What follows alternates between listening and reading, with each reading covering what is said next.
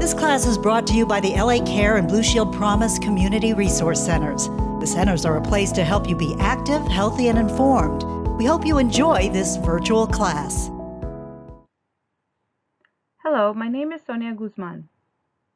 Today we will be talking about sugar and its effect on health. We will start by doing a self-analysis to identify our own habits regarding our choice of drinks and snacks. We will then talk about the population in general, where we will look at current food and drink trends and get a better understanding of how our habits can lead to health problems. We will learn about food trackers and how they can help us with our health goals. We will also learn how to calculate the number of teaspoons of sugar in our meals and drinks to help us make better choices. Lastly, we will prepare a delicious smoothie loaded with antioxidants, fiber, and protein, which we can enjoy as a nutritious light meal or snack. So let's begin.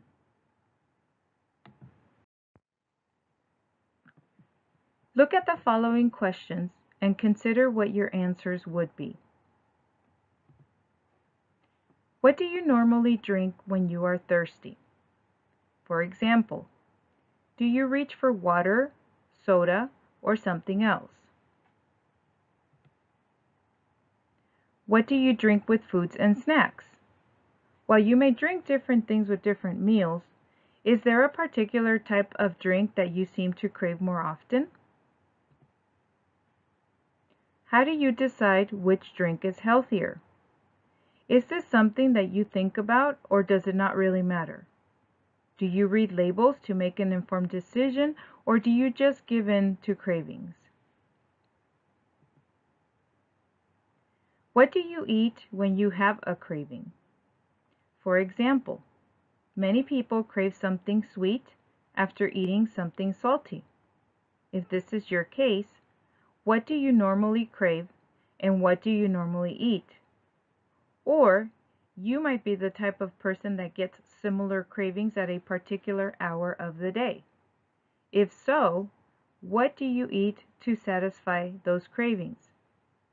Answer these questions as honestly as possible. Now, let's take a look at the list of most popular drinks in the US. Are any of these drinks those that you mentioned in the previous questions? Most of these drinks have sugar in them. Let's take a look at what they are. In order of preference, we have coffee, domestic beer, vodka, red wine, tea, white wine, bottled water, juice, regular soda, and imported beer. You will notice that bottled water is in 7th place. This means that there are 6 other drinks that are more popular than water. Keep in mind that most of these drinks not only add sugar to the diet, but also calories. Both sugar and calories can play a role in some of the diseases that we will mention later on. Why is it important to observe that water is in 7th place? Because water does not add calories to our diet and is essential to our health. We have a daily recommendation for water intake, yet most of us do not drink enough water on a daily basis. Ideally, it should be higher on the list. Now, you might be thinking, well, I only give in to cravings for sugar-sweetened beverages once in a while. Interestingly, and generally speaking, almost half of the sugar added to our diets comes from sweetened drinks. That is a lot of sugar. Imagine the potential improvement in our health if we were to replace the sugar-sweetened drinks with water. To get a better idea of just how much sugar is in drinks, take a look at this image. Each product reflects the amount of sugar that it contains. In this case, we are looking at Simply Orange Juice, Coke, Gatorade, and Nestle chocolate milk. Notice that the chocolate milk, that almost 1/3 of it, is sugar.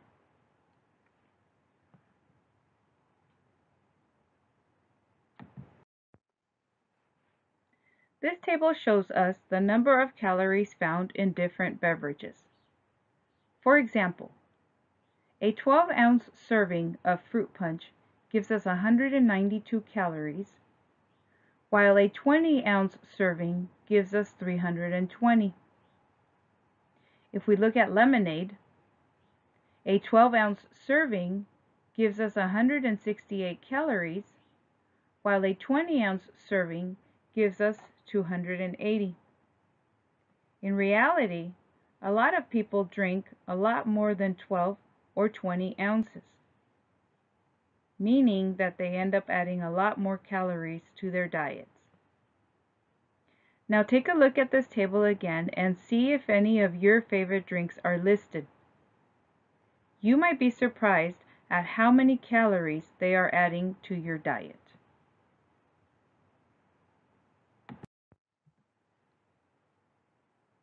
Let's look at an example of what this could mean to us. In our example, we are using the lemonade. In reality, this could be any drink of your choice. Let's say that we do not change anything about our lifestyles or diets, but we start drinking 1 lemonade per day. With each lemonade containing 168 calories, what would happen after a month or 30 days? After 30 days, that would equal an extra 5,040 calories in our diets. With 3,500 calories equaling a pound, this means that we would start gaining close to 1.5 pounds per month or 18 pounds per year. How would this affect your health? Would it increase your risk of other diseases? Would you still be able to do everything that you do today? Think about that.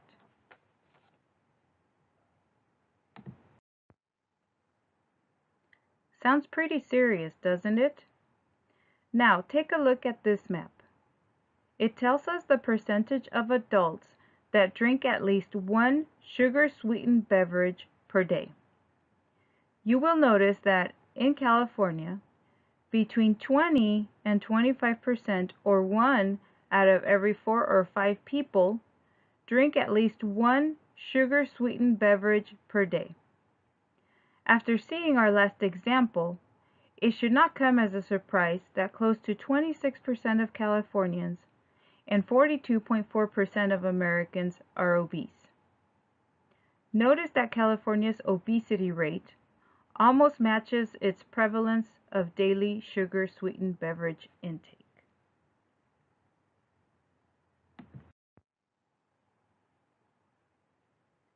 Let's now take a look at the main sources of calories in the U.S.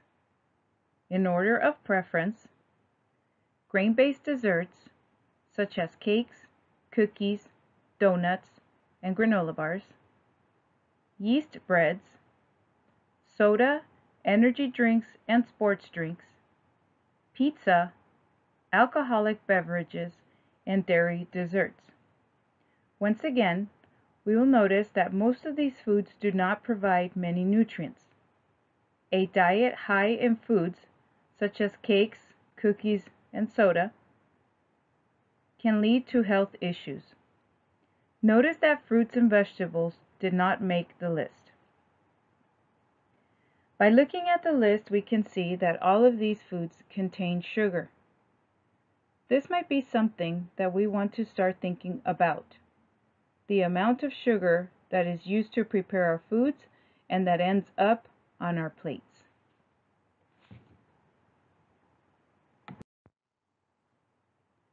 And what about fruits, vegetables, and milk? They contain naturally occurring sugars. Is this type of sugar also considered unhealthy? Let's look at the next slide to answer this question. Naturally occurring sugars are not considered unhealthy because they don't affect blood glucose levels in the same way as added sugar. Besides naturally occurring sugars, fruits and vegetables also have fiber, which is crucial to good health and which slows down the digestive process of sugars. In comparison, added sugars are called empty calories since they do not provide any nutrients. They overwork the system and have a greater probability of being stored as fat. The image that you see on the screen helps illustrate this further. On the left side, you can see the digestion of natural sugars. In this example, an apple was eaten. The fiber in the apple slows down the breakdown of sugar, which in turn slows down the rise in blood sugar levels. Since the rise in blood sugar levels was slow, it did not cause sudden sugar spikes as did the soft drink on the right. With the soft drink, the pancreas had to work hard and quickly to process the added sugar. Notice that the added sugar is getting stored as fat. The other food that we mentioned that had naturally occurring sugars was milk. Now, milk does not provide any fiber, but it does provide other nutrients that help improve our health. Now, let's take a look at a list of popular foods in the U.S. Notice that all of them contain added sugar.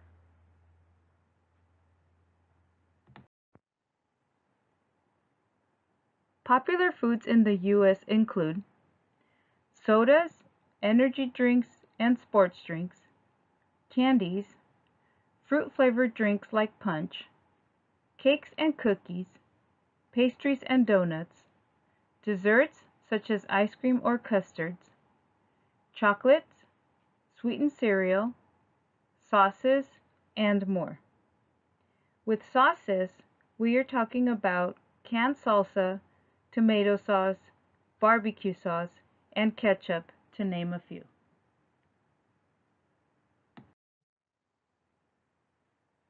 To make matters worse, sugar is hidden in foods under different names, making it harder for us to identify it. With over 60 different names, it is sometimes impossible to detect. This is concerning, particularly for those that have specific health problems, like diagnosed diabetes or obesity. Hidden sugars can have negative effects on their health.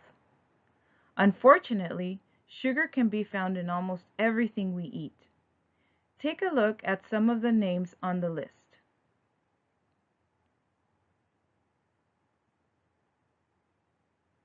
How many of these names do you recognize? If you are unable to recognize the names, you might be eating more sugar than you think. This can throw off your efforts to control how much sugar you eat. Some of you might have taken a look at the list and observed agave nectar. If you have heard that agave nectar is good for you, this might confuse you. Agave nectar is popular because it does not increase blood glucose levels. However, we must still eat it in moderation as it does take a toll on the liver because of its high fructose content. We will talk about this on a future date.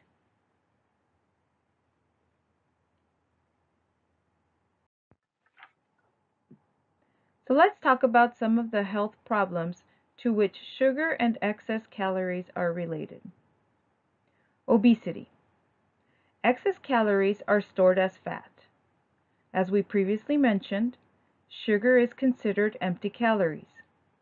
Research has consistently shown that people who drink sugar-sweetened beverages, such as soda and juice, weigh more than people who don't. Cardiovascular problems. Evidence suggests that high sugar diets can lead to obesity, inflammation, and high triglycerides, blood sugar, and blood pressure levels. All of these are risk factors for heart disease. Additionally, consuming too much sugar, especially from sugar-sweetened drinks, has been linked to atherosclerosis, a disease characterized by fatty artery clogging deposits. Dental problems. Sugar causes tooth decay.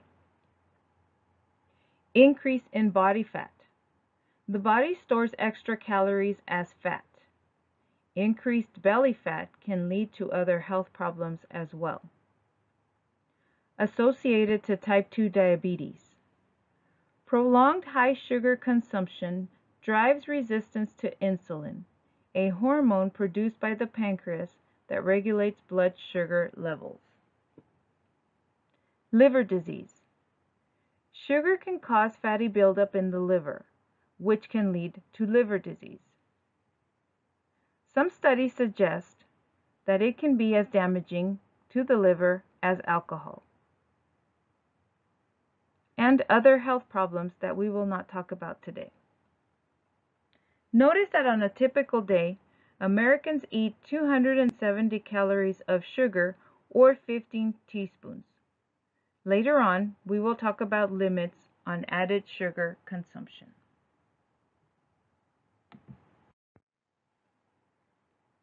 So what can we do to become aware of how much sugar we are eating? There's a formula that we can use to calculate the number of teaspoons of sugar in our foods and beverages.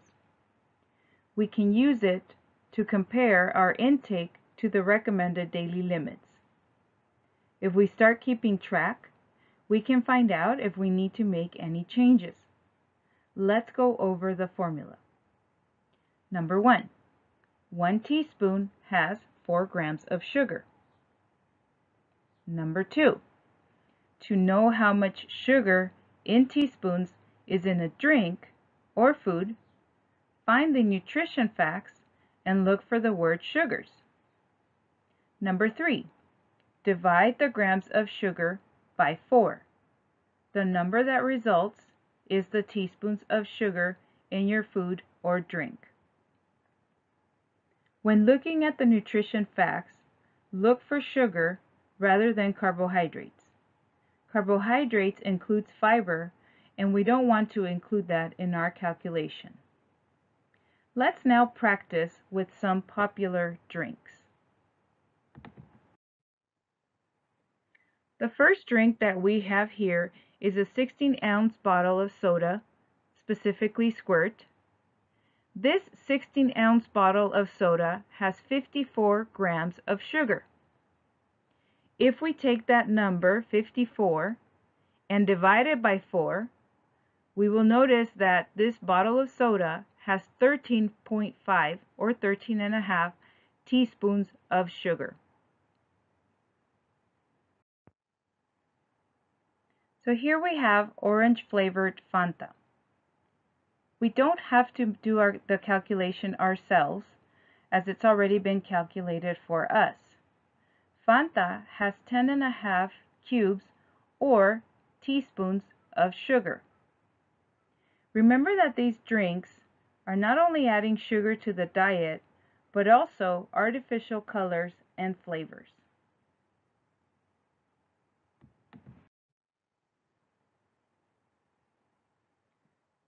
High C Flashin' Fruit Punch. This is a 6-ounce drink that is very popular with children. This drink has 10 grams of sugar. If we take that number, 10, and we divide it by 4, we will get 2.5 teaspoons of sugar.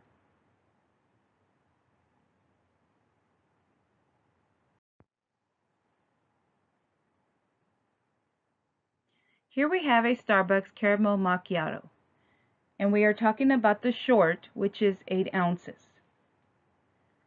This particular drink has 19 grams of sugar, which divided by 4 gives us 4 3/4 teaspoons of sugar. The problem with this particular type of drink is that many people crave it as a dessert and normally purchase a portion that is a lot larger than 8 ounces. That is a lot of extra calories and sugar that they are adding to their diets, and that will more than likely end up as stored fat. So where do we start? We can start by looking at the drinks that we have on a daily basis and start making small changes. For example, if we drink 3 cups of coffee with creamer every day, we can start by lowering the amount to 2. We can also look at the foods that we eat and identify any that we may need to have less of. For example, do we add sauce to our foods? Ketchup, spaghetti sauce, and salad dressings are some that are high in sugar and even sodium. We can decide what changes are possible. We can also look for brands that do not have any added sugar.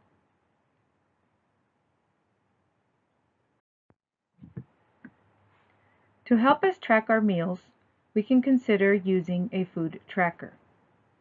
Food trackers are very popular and super helpful in creating awareness of our eating habits. If you want to start tracking your foods, here are some things that you can record. You can track your breakfast, lunch, dinner, and snacks. You can calculate your consumption of added sugar in grams and then convert it to teaspoons. You can track your calories, and you can also track your water to make sure that you are drinking enough. By tracking your food, you can become more aware of your habits and be better able to identify any changes you may need to make. If you have a health goal of losing weight, for example, tracking your food will be very beneficial. You might observe habits that you need to change or that you perhaps eat more than you thought you did.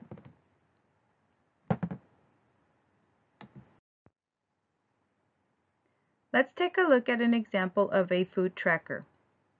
Here, we tracked a breakfast protein shake. We recorded the amount and type of food, as well as the amount of added sugar that each ingredient provided. In a bit, you will learn about limits. After you learn about limits, look back at this slide. You will notice that with just the honey, we have already surpassed our daily limit of added sugar. We can use this information to decide what changes we need to make. Take a look at the image.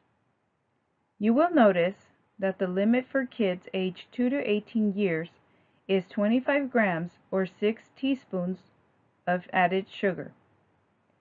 Remember that added sugar is sugar found in everything except fruit, vegetables, and milk. Now think back to the high C. That one drink almost meets the limits for kids. Also, notice that we are using the word limits. Normally, we hear the word recommendations. In this case, it is a limit as the recommendation would be 0. Ideally, children would not be consuming any added sugar. At 18, the limits change to those of adults. Let's look at those next.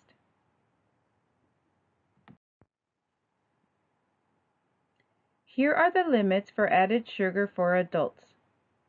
The limits for men are 9 teaspoons or 36 grams, and the limits for women are 6 teaspoons or 25 grams.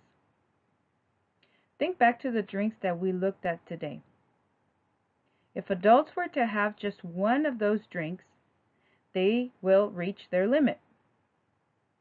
This would not leave any room for added sugar in the rest of their meals. Also, remember the statistic? The average intake for adults is 15 grams, which is more than double the limit for women. Now think about your health.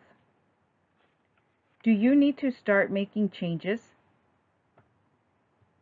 One way in which we can begin to lower our sugar intake is by finding alternatives to foods that we drink or crave. I am going to share a recipe with you today, which is perfect for this weather and can beat an ice cream craving anytime. It is also very easy to make. You gather your ingredients, you put them in a blender, and you blend until smooth. Let's take a look at the recipe, ingredients, and process. The recipe for today is blueberry and Greek yogurt smoothie. The ingredients are 1 cup of blueberries, 1 cup of orange juice, half a cup of plain non-fat Greek yogurt, 1 cup of ice. If possible, try making fresh orange juice. Also, make sure that the non-fat Greek yogurt is plain. And make sure that you are using your measuring cups to ensure that you use the right amounts. Before we go into the instructions to make our smoothie, let's talk about our ingredients. Yogurt. Yogurt is rich in nutrients like calcium and B vitamins. Calcium helps maintain our bone strength and helps prevent osteoporosis. B vitamins benefit the digestive system as well as the nervous system. Yogurt is also high in protein, which supports a healthy metabolism. It can also benefit digestive health and strengthen the immune system. Blueberries.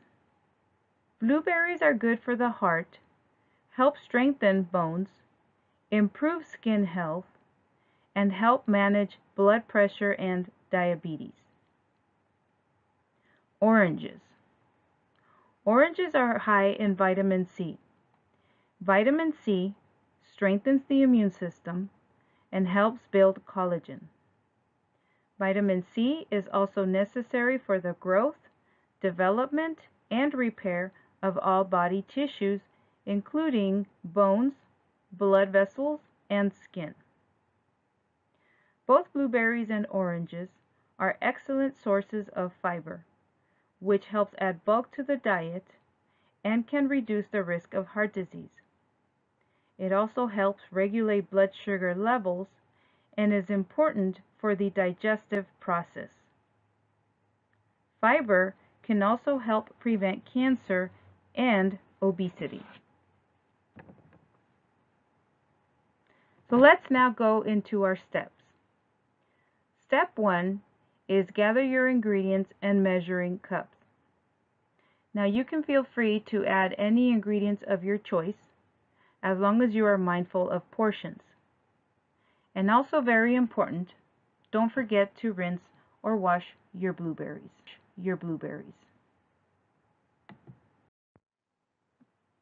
Step 2. Measure your ingredients and place them in the blender.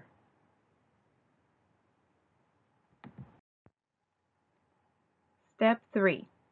Put the lid on the blender and blend your ingredients. Step 4.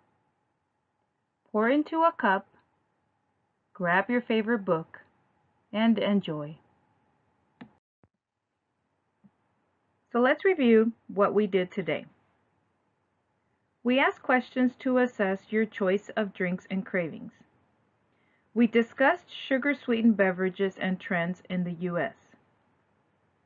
We saw what can happen if we start drinking 1 lemonade per day or any drink with calories and sugar. We talked about sugar and its effects on health.